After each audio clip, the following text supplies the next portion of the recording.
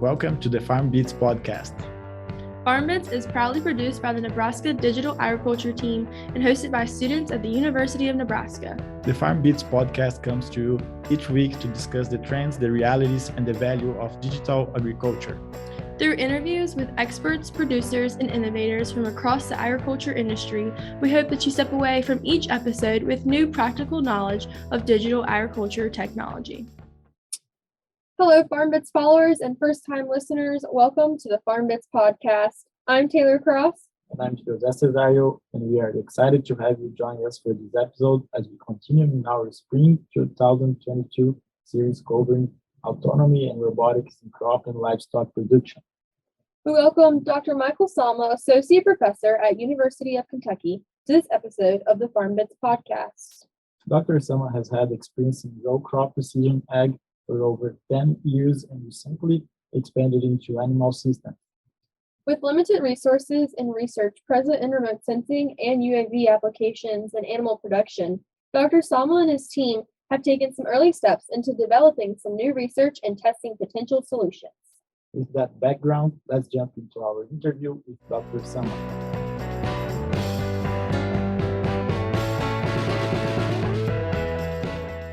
Yeah, sure. So originally from upstate New York, I'm kind of a transplant to Kentucky. Came here via grad school. So when I was an undergraduate, I was in a computer systems engineering program and looking for something different to do. And I saw there was an opportunity to work with autonomous tractors and drones and that kind of stuff. And that really piqued my interest. So thought I'd try it out and quickly realized this is what I wanted to do. So I stayed at UK and got my PhD as well. And then was fortunate enough to be hired on as faculty. And I've been in this position for about 9 or 10 years now. That's great. And could you share maybe a little bit about your favorite project in the past that you have done?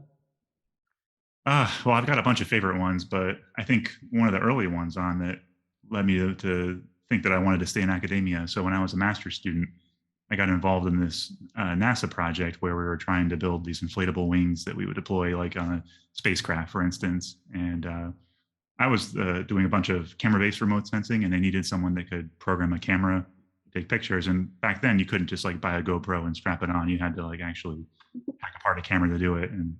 But it was my first opportunity to work like on a team science type project. So there was probably 20 or 30 students that were all doing separate things, and they all had to work together in one big system. And we got to go out to Colorado and launch our payload on a helium balloon up to like 100,000 feet, and then snap a bunch of photos as the wings deployed. And just seeing something that like was so complicated work, and it was really exciting to be able to do that. I think that's what kind of made me excited about academia and working with others in similar areas. Yeah, that is super cool. It's really rewarding. I know, especially like in my research, it's still very early stage, but it's rewarding to see your research and projects kind of solidify and come to the surface there. So do you have a specific moment that kind of sparked your interest? You mentioned that you kind of had this, realization that you wanted to be in autonomy and, UAV using remote sensing and such. Is there a specific project that you might have worked on that sparked your interest in UAV research and kind of how you ended up staying and doing the PhD? Yeah, that was part of it. I think even prior to that, though, I guess I always had interest in unmanned aircraft vehicles or aerial vehicles. I grew up making model airplanes and never really flew them very much because if you spend all that time building one and then you wreck it, it's almost not worth it. So, that interest in aviation was always there. And then I kind of think as I got older, I started to gain more and more interest in agriculture and food production. And, the UAVs and ag is really a good way to tie that together. So I would say, towards the end of undergrad and beginning of grad school is where that really started to ferment. And then, I've been working in that area ever since. So it's been about 18, 19 years. Yeah, I think that you got some experience with UAV there, right?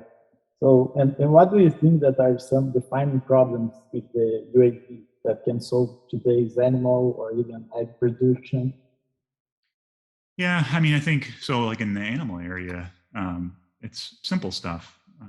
Producers spend a lot of time just walking fields and counting, heads and keeping track of animals. And I think that's something that could be automated using unmanned aircraft systems. And in comparison to like confined livestock systems where your animals are going to be moving through a known area a couple times a day, and unconfined, you have to deal with finding them, and that's an area where UAVs would excel at because you can get up high and see the entire field. And depending on the level of autonomy, you might be able to navigate the drone based on the locations of the cattle and make some decisions on that. So, I think hopefully it's going to start replacing some of the more tedious aspects of animal production, especially unconfined production, where you have to spend time looking for cattle in the field.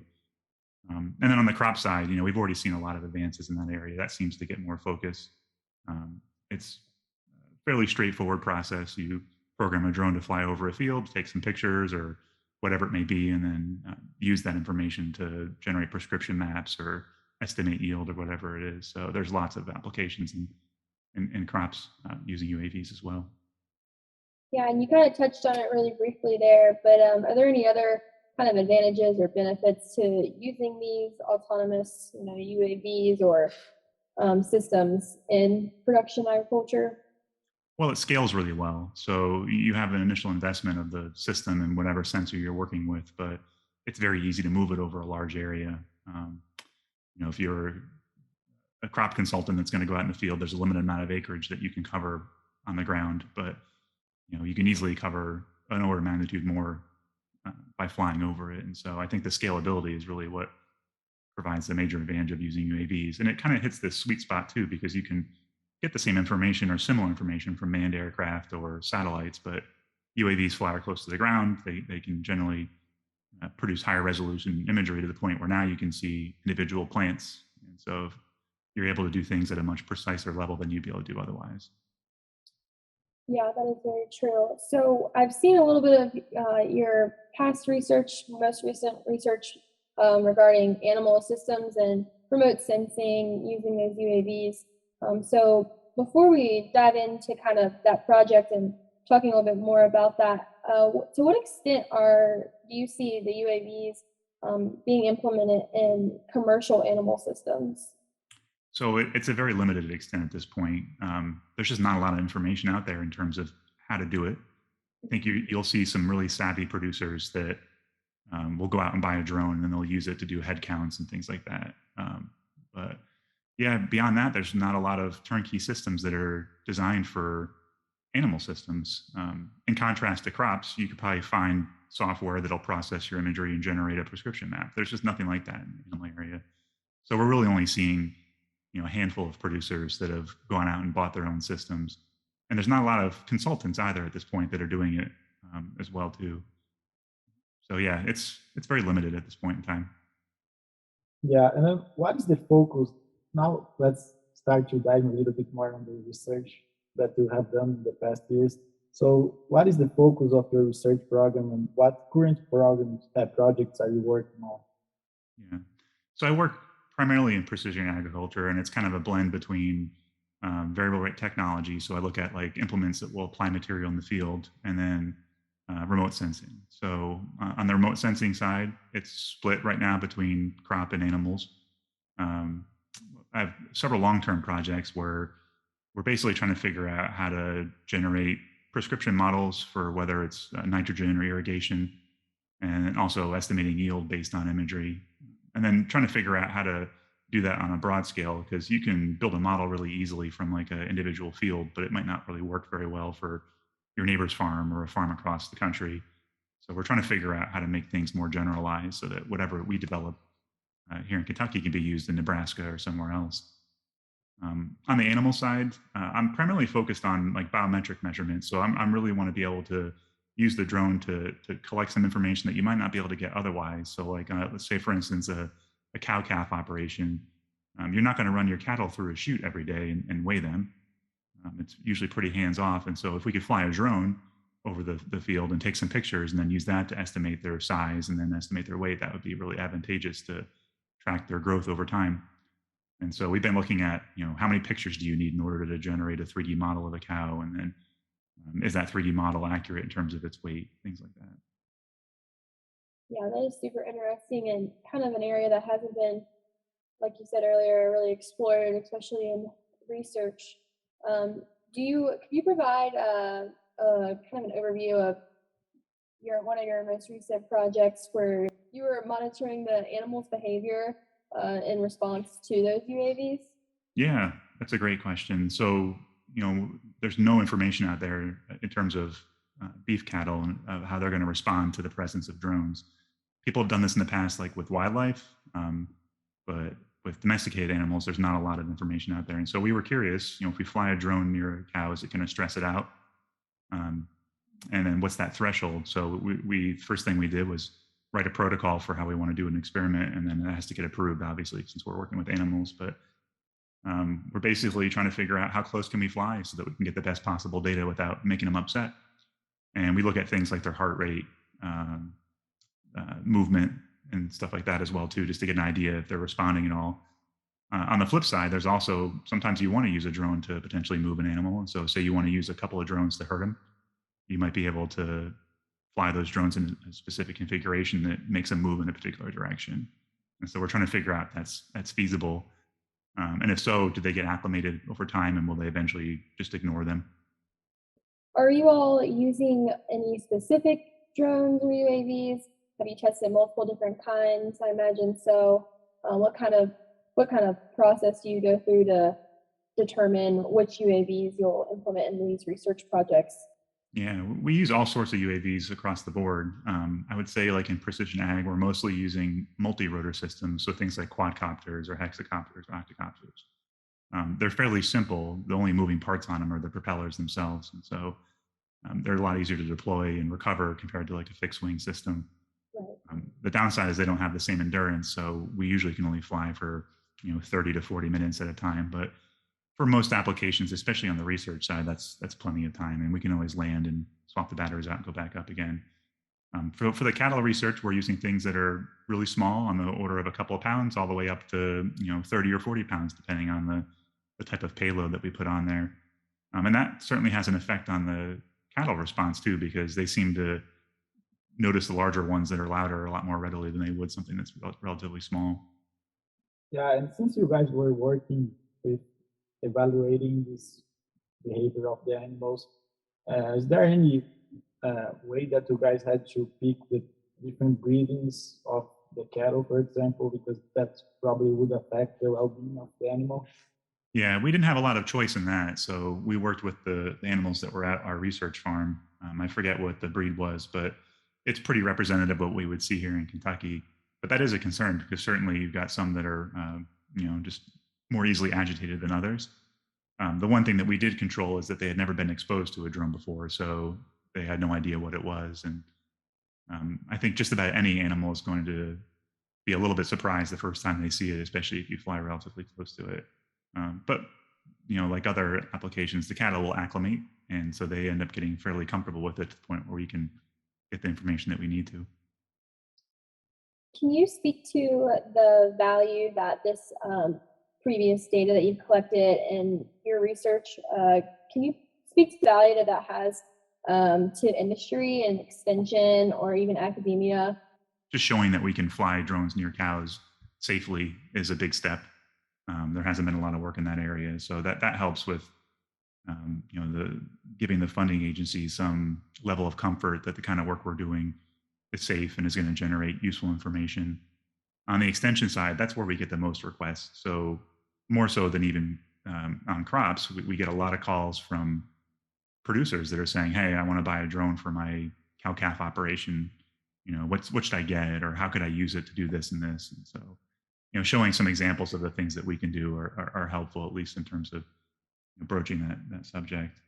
On the industry side, I think hopefully just generating some excitement about it. I think the fact that we're doing it, hopefully someone in industry picks up on it and says, "Hey, this can be done. Let's develop a product." Because we're not really on the product development side. Our goal isn't to figure out a way to make money doing this. It's to show that it's technically feasible. And so, on that end, we just hope that it inspires someone to pick this up and provide a service. Yeah. And how easy is it to scale your research and projects to commercial and industry practice? Well, I think it depends on the application, but so it can be challenging. I think we don't deal with the same constraints that a production environment would deal with, and so in small operations, they don't have the capital to invest in expensive systems, and we might be using a drone that costs $5,000 or $10,000, that's going to be out of sight in terms of cost for a lot of beef producers in Kentucky, because they might only have 20 to 50 head of cattle. They're not going to spend that much money, and there's a lot of risk associated with it as well too. So I think there's a little bit of a challenge in the technology transfer, just because the costs are still relatively high. But it depends on what you're trying to do. If all you want to do is take some pictures of your animals, then you can buy a fairly reliable system that can be automated for less than $1,000. And in that case, it is very scalable. But when you start moving into like the automated or autonomous type systems, right now it doesn't scale very well because they're pretty complicated, and there's a lot of red tape you have to kind of jump through in order to be able to operate them that way as well. That's a really good point there. From your perspective, what are the biggest challenges that are presented for UAV systems in agriculture production, row crop, or animal production? Yeah, I think there's two answers to that, or at least two fronts. There's regulatory challenges, and then there's technology challenges. So I'll start with the regulatory. There's still limited use of UAVs in the national airspace right now. It's developed a lot over time, but somewhere around like 2016, that's when the FAA started to put out guidance on what you can and can't do. And prior to that, it was kind of the Wild West, although I would say that most things that were being done were probably illegal, but they weren't being enforced. And so once we knew what the rules were, it kind of became constraining at the beginning. And they've opened it up to the point where we can do most things that we need to do on the research front. But I mentioned autonomous before. That's something that's not really feasible right now in UAVs. You can't program a drone to go do a mission and then walk away from it and not observe it. There needs to be someone there that's the pilot in command that's responsible for it. So in order for UAVs to be practical, like in animal production, it really needs to be able to run on its own. It'd be nice if the drone could take off and fly out to the field, take its images, come back, do some processing on those images, and then generate a report for a producer. That's not happening right now. And right now, someone has to actually fly it and do all the components. Maybe they can automate it a little bit. They can program a flight route, but it's still occupying their time. So, until the regulatory framework catches up with what we want to do, there's still going to be some constraints on that end. And then on the technology side, not everything is turnkey at this point. There are some kind of suites of systems where you can buy a drone and then you can couple it with some image processing to where you can get an output directly from the system. So you get a map of your field, for instance. But even then, a lot of times it takes like a crop consultant or someone else to interpret that data in order to make an actionable decision. And so we need better models that can translate the data that we collect with UAVs in order to tell producers, this is what you should do based on your current system. And so until that's done, you're still only seeing the most savvy producers that are able to use these systems on their own. Yeah, I see a lot of potential in this area moving forward in research and industry, for sure. You mentioned on how these UAVs can be practical using it. But do you see any improvements that are necessary, like increasing the speed of UAV or even remote sensing technology that can be used as a viable commercially? Yeah, I think the flight endurance is probably the biggest limitation for like really big production ag. So using multi-rotor systems to cover 1,000 or 10,000 acre farms is not really feasible at this point. We need more endurance to do that. And of course, you could switch to fixed wing systems, but then you have to have a different way to launch and recover the platform. The one thing that I would love to have is to be able to fly a little bit longer, but that's going to come right now at the sacrifice of payload capacity. We still need better sensors. There's not a lot of manufacturers that build consumer grade cameras that are ready to be used in precision ag. You can find like specialized ones on the research front, but they're very expensive. So there needs to be more sensor suites that we can use to collect the kind of information that we need. And then the platforms themselves too, there's not that many commercial drone manufacturers that build a lot of drones at scale. And so there's really not very many domestic ones in the US for that matter. And so until we see more platforms and higher endurance, we're not going to see them being used as often as they possibly could be. Do you see any potential in using UAVs and remote sensing and other technologies in animal production besides just beef cattle, for instance, like dairy cattle or other livestock production systems?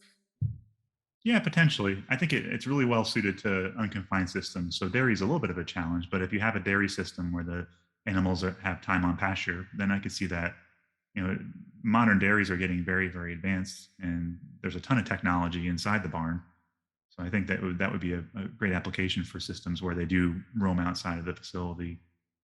I think it translates well to other livestock, but maybe the margins might not be as high. So it could be a little bit more difficult to justify. Like if you're, if you're raising sheep or goats and stuff like that, you're probably not going to have as much capital per animal in order to invest. And so, that's probably where beef is like the easiest place to start, because I think the margin might be a little bit higher than other animals.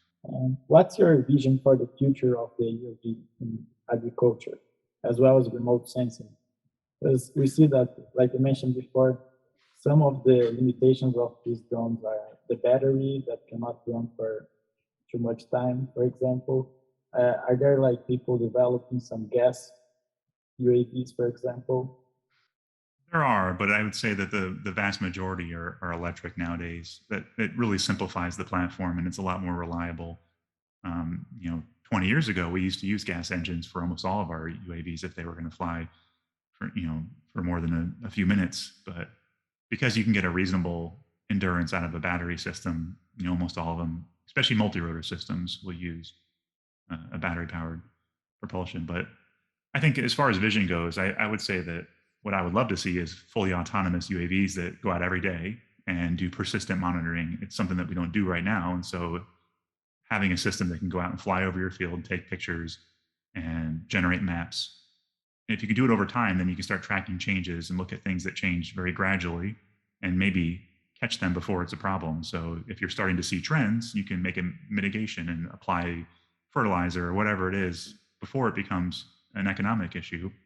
And you might even be able to apply it at a different level than you would if you're reacting after the fact. So, I would love to see it where it's a very persistent system that every day a producer gets a text message or an email that has an update on the status of their field, and can help them make decisions on a daily basis. How would you foresee like machine learning playing a part into the next steps of this vision for UAV systems in animal production? It's pretty critical. So, I mean, it's very difficult to build traditional models that will generate outputs based on the complex data that we deal with. And so, machine learning is really good at sussing out details that are hard for a human to interpret themselves. The key is to have really good data, and most of the time, we're doing what's called supervised machine learning. So, we're providing a set of inputs and outputs, and then letting the computer figure out how to pair them together. That can only get so far. At some point, we probably have to transition into unsupervised machine learning as well too, where we can kind of do transfer learning or other types of applications and use our expertise to solve unknown problems where we don't have good data.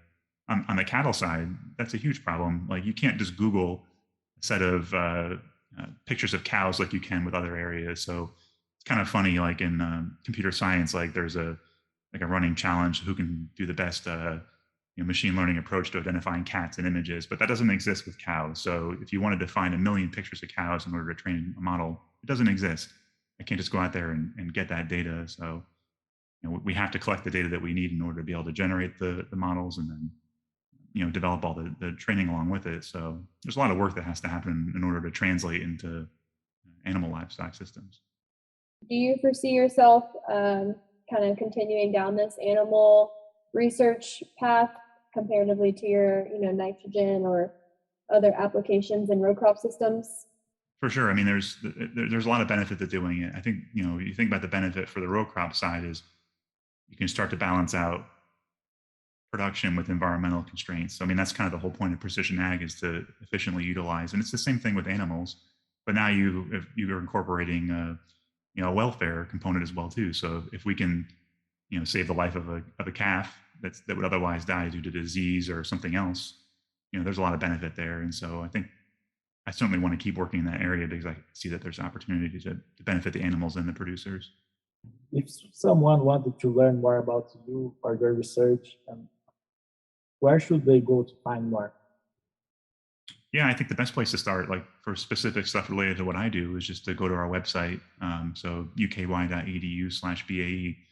there's a lot of information on autonomous systems and drones and precision ag on our website as well. And then in the broader community, there's multi-state projects that deal with this kind of work. So you could look up the S1069 multi-state project on unmanned aircraft systems, and you'll find people that are using the same platforms to do a wide range of applications. So there's a lot more than you can do besides just taking pictures of cows and row crops as well. And so that's a good place to find some information. That's awesome. Is there anything that we didn't touch on today or talk about that you want to educate our listeners about? Well, I would say anyone that's interested in getting involved in using drones or UAVs is just to take it slow.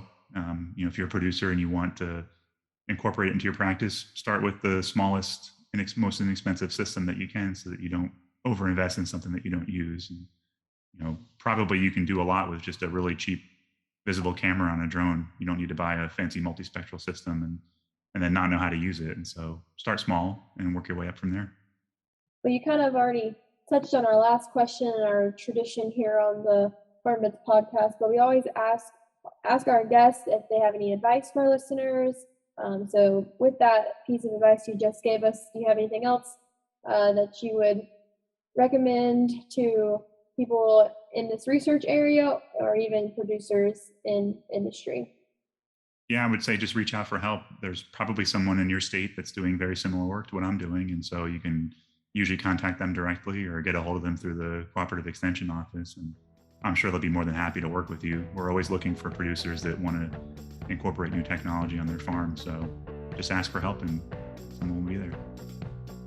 Thank you to Dr. Salma for taking the time to join us on the FarmBits podcast. It was interesting to learn about the research and potential to utilize UAVs in precision animal production.